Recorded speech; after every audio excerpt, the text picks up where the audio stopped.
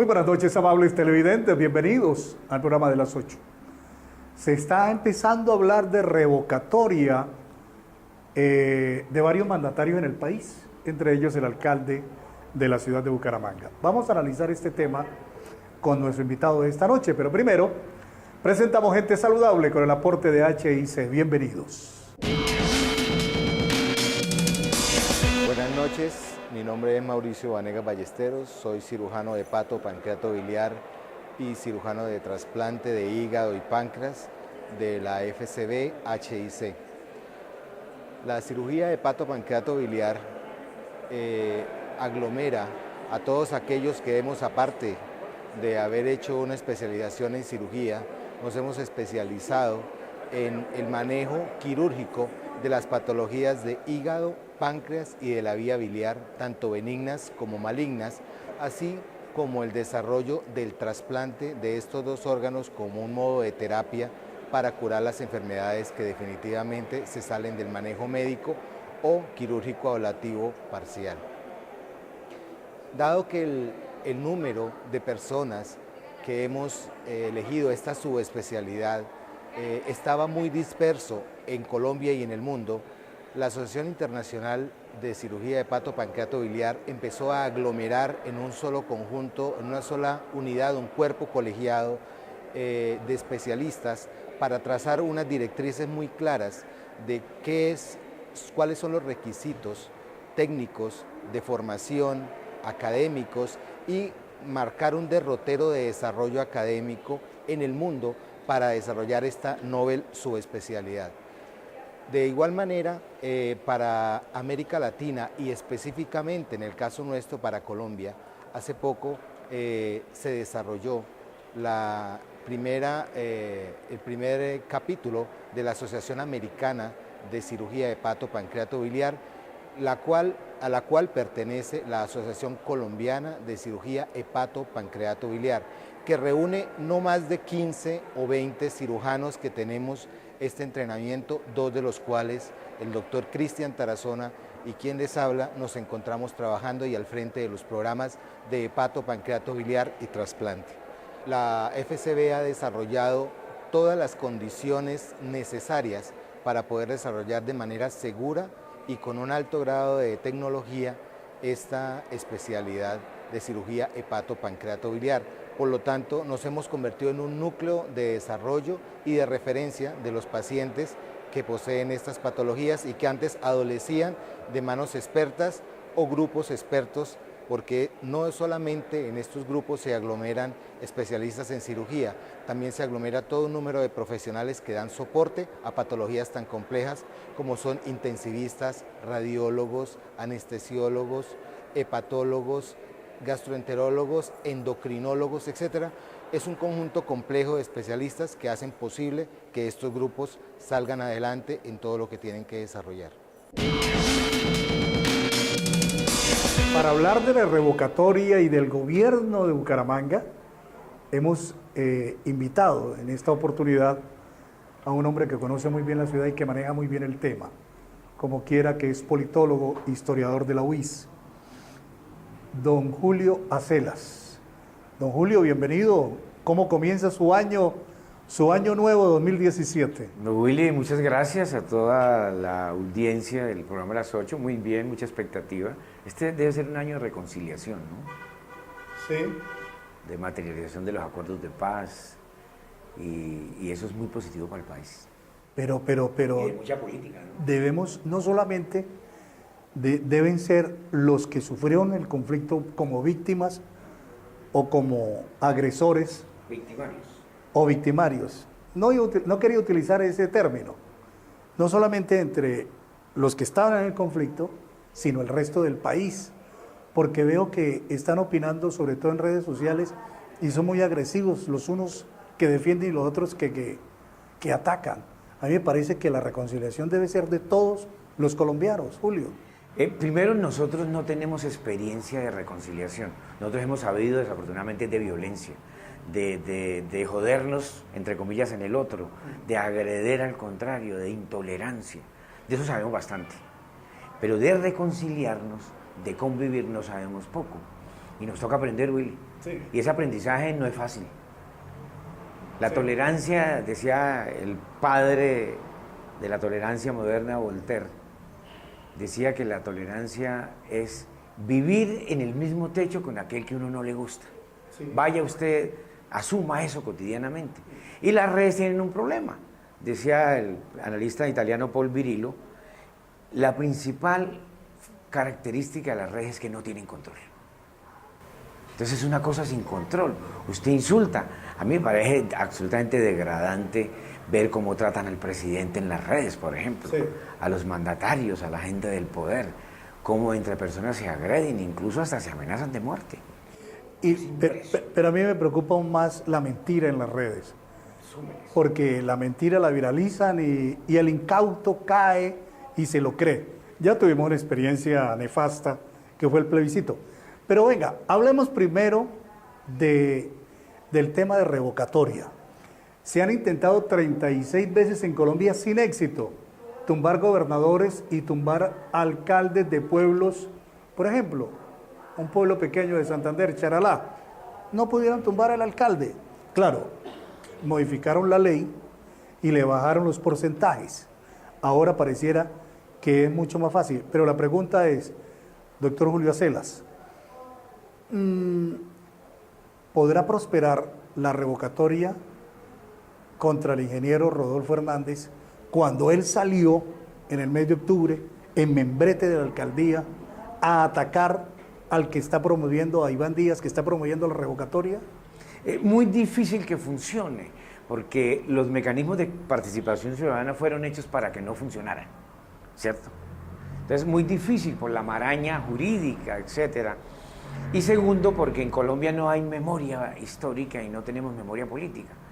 Y además por un tercer factor, Rodolfo, en la mayoría de la opinión que lo eligió hoy, conserva popularidad. Porque ha cumplido, así no estemos de acuerdo y haya desgobierno en algunas áreas de la ciudad, Rodolfo ha cumplido la principal meta por la cual la gente le votó, que fue frenar el chorro de la corrupción.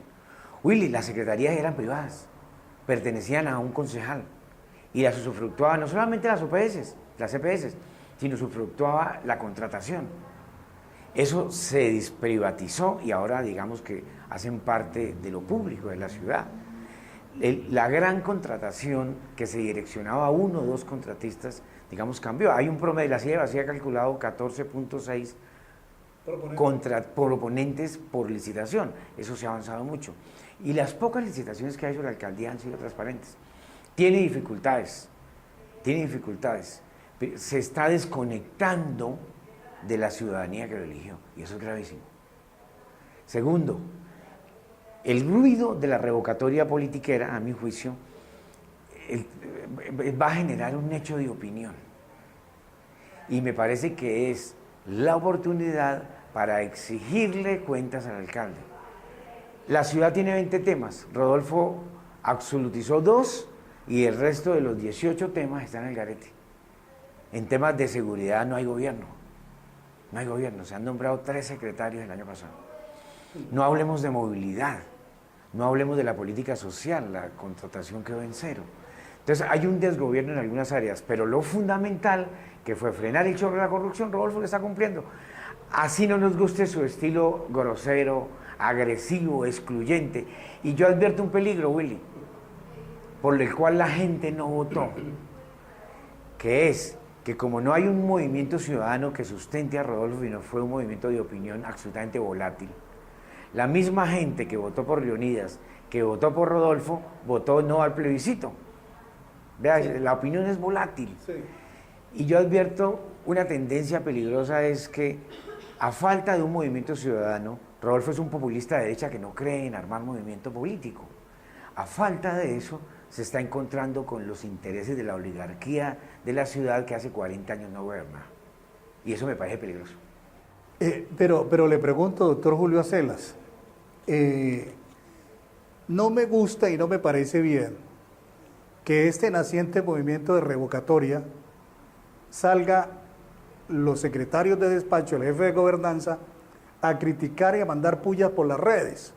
Figueroa, el de Desarrollo Social, vive mandando tweets diciendo que que si tumban a Rodolfo el que vuelve es la corrupción. El de la gobernanza sale también a criticar, critica que el líder de ese movimiento votó en Girón, que ni siquiera vota aquí en Bucaramanga. Y ayer se destaparon unos comités en contra de la revocatoria, diciendo cosas que si vienen aquí al barrio los vamos a sacar a garrote, no vamos a dejar que vengan a recoger firmas. O sea, esta es una democracia, se debe permitir que unos opinen en contrario de otros. Sí, es lo más sano y de ninguna manera se puede aceptar que los funcionarios del gobierno municipal asuman, digamos, actitudes intolerantes y de descalificar al otro. Pero ojo, Willy, este movimiento de revocatoria es muy folclórico. Es muy folclórico. Primero, está financiado y sustentado por los concejales liberales, que perdieron el poder, que usufructuaban económica y políticamente el poder. Pero le tengo una interpelación. Y además una cosa, lo más ilegítimo que hay en la ciudad es el consejo. Pero le tengo una interpelación a eso, ya que usted nombra al Partido Liberal. Primero debemos hacer una pausa y volvemos para seguir hablando de estos temas.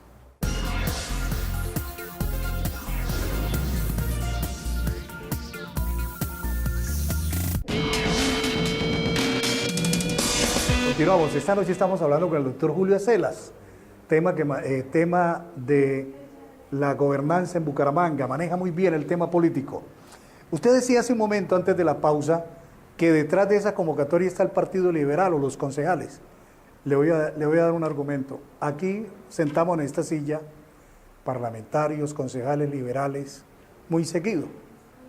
Nadie nos ha dicho, con cámaras apagadas, porque no le hemos hablado al aire, que al Partido Liberal le interesa la revocatoria. Por el contrario, ha dicho desde Horacio Serpa para abajo, de Jaime Durán, de los senadores parlamentarios para abajo, al Partido Liberal le interesa que termine el gobierno Rodolfo Hernández para al final hacer la evaluación y que sea el pueblo el que lo valore.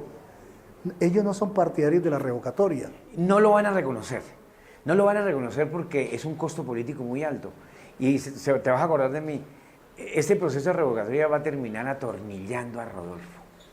Porque la mayoría de la opinión de la ciudad que lo eligió, la gente que no depende de las sedes políticas, que no depende de los políticos, que no depende, digamos, del clientelismo político, la media, el ciudadano de a pie, valora algo impensable y algo imposible en Bucaramanga, que es sacar a la politiquería local del manejo del gobierno de la ciudad. Es que la indignación ciudadana que había y que hay es muy alta. Claro, no solamente la lucha contra la corrupción, que es un tema de principio, sino que Rodolfo tiene que gobernar. Y hay que reconocer que en algunas áreas de la ciudad hay una percepción ciudadana de desgobierno. Y Rodolfo no puede terminar el último año con el San Benito de la lucha contra la corrupción. Muy bien. Pero usted no le... Por ejemplo, la inseguridad, el robo de celulares, los puntos críticos que el secretario del Interior no sabe, la nueva secretaria no sabe ni qué es eso. Usted no le puede decir a los ciudadanos que sufren la inseguridad que es un tema de corrupción, no. Eso tiene que tener un límite y tiene que gobernar. Y Rodolfo tiene una dificultad. Primero, es muy intolerante. Segundo, no se deja asesorar, no escucha.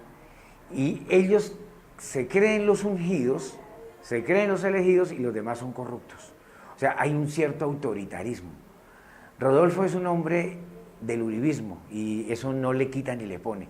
Lo que es criticable es un modelo uribista de gobernar la ciudad, que es un modelo excluyente. Eso sí es criticable. Bueno, nosotros lo vimos a usted muy entusiasta con la campaña de Rodolfo. Usted hizo parte de ese comité. Estuvo entre los cerebros que ayudaron a impulsar esa... Pero ahora me parece que lo veo en la otra banda, lo veo en la otra... No, en absoluto, yo sigo respaldando la lucha contra la corrupción. Me parece que la ciudad tomó la mejor decisión, me parece que el gobierno de Rodolfo ha venido saneando las finanzas públicas, ha venido ordenando la alcaldía. Eso me parece bien. Lo que pasa es que los intelectuales tenemos un problema, Willy, y por eso a veces somos hasta pedantes. Es que uno tiene que avisorar y plantear las cosas que la mayoría de la gente no percibe. Y como uno A diferencia de los perdedores, de los sacamicas, como dicen en las sedes políticos, de la lagartería política, uno no vive de la contratación. Entonces, no como muchos que alaban cuando hay contrato y cuando se los quitan, dan garrote. No, la función de los intelectuales es esa, y a veces es incómoda. Bueno, pero con todas estas bellezas que usted habla de Rodolfo Hernández, de las cosas buenas que ha hecho en el primer año, ¿por qué uno tiene la sensación de que la ciudad va al garete? Hay una serie de áreas donde hay desgobierno, por ejemplo, el tema de vendedores ambulantes. Espacio público. Espacio público es un tema que no tiene dolientes. Digamos que el Paseo del Comercio, que había sido un logro de la administración, se volvió a poblar de vendedores, y más por esta época. Dos, en el interior ha habido 3 secretarios absolutamente perdidos. Señores que no saben nada de eso. Ahora nombraron una señora que fue primera dama, peor, no saben del tema. 3, en los temas administrativos, tanta inexperiencia ha generado mucho bandazo y mucha improvisación. Y eso está creando pasivos institucionales que los termina pagando el ciudadano. Por ejemplo, usted va a hacer un trámite en la alcaldía que antes demoraba 8 días, ahora demora 30 días. ¿Ves? La inexperiencia.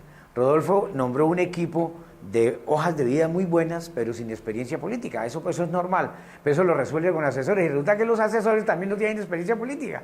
Entonces, eso está creando pasivos institucionales. En los temas sociales, usted hablaba de Figueroa, un hombre interesante, pero es muy folclórico. Figueroa no es secretario de Desarrollo Social, ¿no? Él va a comités y a reuniones, pero él no es un secretario de Desarrollo Social que tenga en la cabeza la política social del municipio, no. Entonces, la alcaldía, como es la empresa más grande de la ciudad, cumple una función social importantísima, social. Y la mayoría de los programas sociales del municipio con grupos vulnerables están parados. Bueno, le pregunto para cerrar el tema de revocatoria. ¿Usted cree que no va a prosperar esa revocatoria que promueve este joven Iván Díaz? ¿No va a pasar nada? Bueno, recolectar las firmas es fácil. Fácil. Y en un escenario donde hayan elecciones, Rodolfo va a ganar la revocatoria. Van a perder los que están... Aunque la cifra para tumbarlo sea muy baja. Claro, y a pesar de que la mayoría de los ciudadanos de Bucaramanga no votaron por Rodolfo. Rodolfo votó una minoría, escasos 7.000 votos ganó. Pero, te repito, la mayoría de la opinión del ciudadano de a pie, no el que depende de la política, del ciudadano de a pie de la ciudad, valora positivamente la gestión del alcalde. Lleva el 25% de la gestión.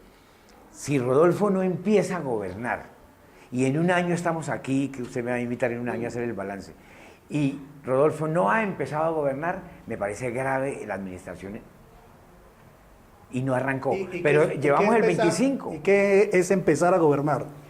Gobernar es resolver cotidianamente las demandas ciudadanas, y no estamos hablando de presupuesto. No, por ejemplo, es tener presencia institucional, incluir a la gente en las decisiones institucionales, en la planeación, hacer presencia. El alcalde es el primer policía de la ciudad. Rodolfo ya está un poco enfermo y está cansado, ¿no? Y no se asesora de gente dinámica. Hay una concentración de poder en Manolo, que es un muchacho absolutamente inexperto en los temas y muy autoritario, y que representa la oligarquía de la ciudad. Entonces, empezar a gobernar implica que exista una sensación de que el alcalde está al frente de todos los temas. La ciudad tiene 20 temas, Willy. Y Rodolfo solamente se echó al hombro el tema de sanear las finanzas públicas y de la transparencia y la lucha anticorrupción. Los otros 18 están al garete. Hay secretarios que no gobiernan, no toman decisiones. Eso implica empezar a gobernar. Y hay un tema tenaz, el tema de la gestión de recursos públicos. Una ciudad no vive de los ingresos que pagamos los ciudadanos, los impuestos, vive de ir a Bogotá y traer recursos nacionales para las obras. No, Rodolfo le tiene prohibido a los secretarios ir a Bogotá y menos viaticar un día. O sea, dejan de ir a eventos. Eso es una cosa absolutamente parroquial. Porque ahí hay un tema central. Él trasladó su estilo gerencial de la vida privada, que lo volvió millonario, efectivamente, incluso siendo supremamente austero y tacaño, lo trasladó a gobernar la ciudad, que son dos escenarios muy diferentes. Pues qué buen análisis y qué buenos comentarios, doctor Julio Acelas, que usted nos ha entregado esta noche aquí al programa Las 8. Le agradecemos mucho y le reiteramos el deseo de un feliz año. Igualmente, Willy, y yo vengo en Twitter diciendo no a la revocatoria politiquera, pero es la oportunidad para que Rodolfo empiece a gobernar y con los ciudadanos que lo eligieron y no con los poderes oligárquicos. Muy bien, Julio Acelas opinando sobre el tema de revocatoria y de gobierno en el municipio de Bucaramanga. Una pausa y volvemos.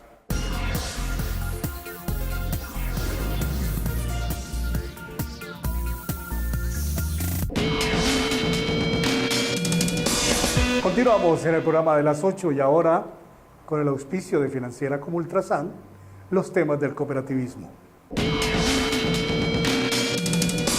Y continuando con la labor social que realiza Financiera como Ultrasan desde hace 8 años, en esta oportunidad los beneficiados fueron los 500 estudiantes del Instituto Integrado de Comercio CDB y CDG del municipio de Barbosa.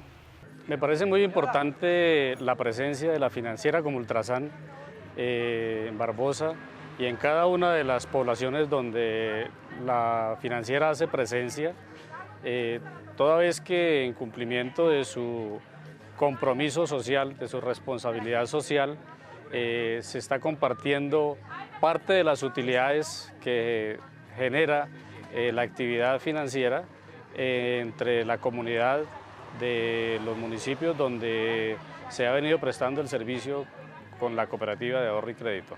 Con una inversión que supera los 280 millones de pesos, los estudiantes de la CDB tendrán un parque infantil y la remodelación de la zona lúdica, y los de la CDG un restaurante y una cafetería. Financiera como Ultrasan construye estos bonitos proyectos porque hacen parte de su compromiso social. Sabemos que en los proyectos de infraestructura, los niños, padres de familia y los docentes nos recuerdan y trascienden a futuras generaciones. Amables televidentes, terminamos por hoy. Gracias por su compañía. Hasta mañana.